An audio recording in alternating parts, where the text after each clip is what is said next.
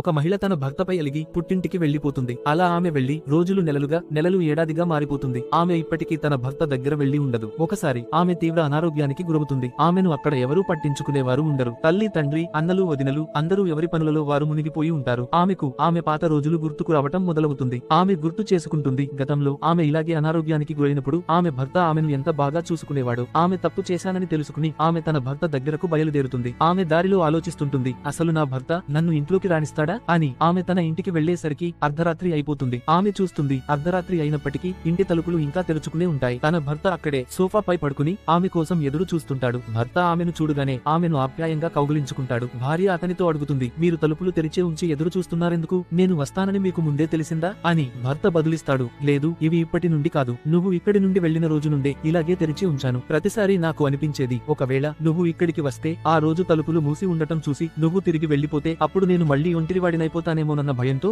రోజూ ఇలాగే తెరిచి ఉంచేవాడిని అని. నీతి. తల్లి, తండ్రి, అన్నా, చెల్లి, ఇలా ఎన్ని బంధాలు ఉన్నా చివరి వరకు మనతో ఉండాల్సింది భార్యాభర్తల బంధం మాత్రమే. నా మాటతో మీరు ఏకీభవిస్తారో లేదో కామెంట్ చేసి తెలియ